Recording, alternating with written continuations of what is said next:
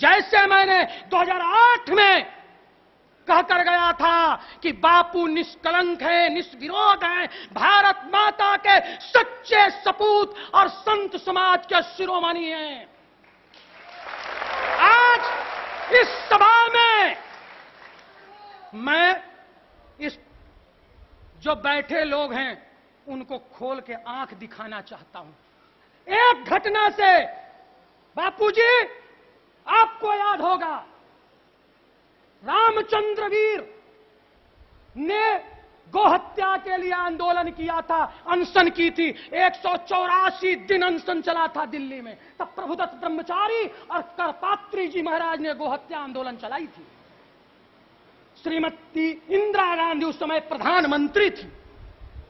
बापूजी आगे आगे गाय चल रहा था, शायद उसमें आप सम्मिलित भी होंगे, और पीछे पीछे हमारे संत चल रहे थे, और सत्ता के मद में मतवाले लोगों ने बेमंत से गोली चार्ज किया था, और उसमें संत भी मरे थे और गौ भी मरी थी।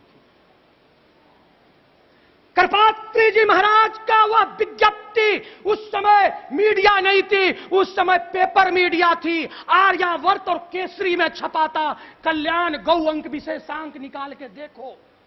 उस समय करपात्री जी ने हाथ जोड़कर कहा था, हे सत्ता के अधीनों, हमारे पूर्वजों ने संविधान स्वीकार किया है, उसमें भी मेरा भी हक है, मैं भी भारत का नागरिक हूं। आपने संतों को मारा, जाओ हम संतों का खून माफ करते हैं, लेकिन याद रखना एक गाय की हत्या हुई, जाइए आपका कुल का नाश गोपाष्टमी तिथि में होगा।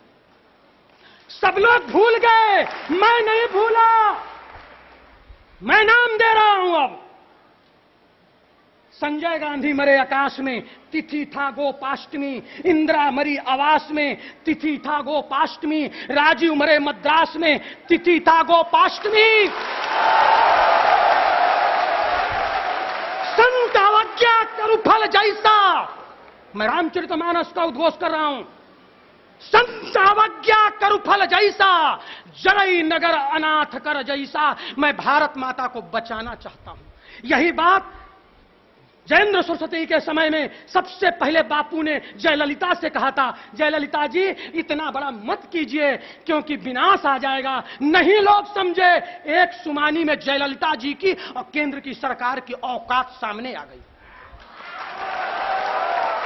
मैं नहीं चाहता किसी का हम विरोध, मैं नहीं चाहता संत समाज की ओर से कि किसी का अहित हो, लेकिन ऐसा न हो।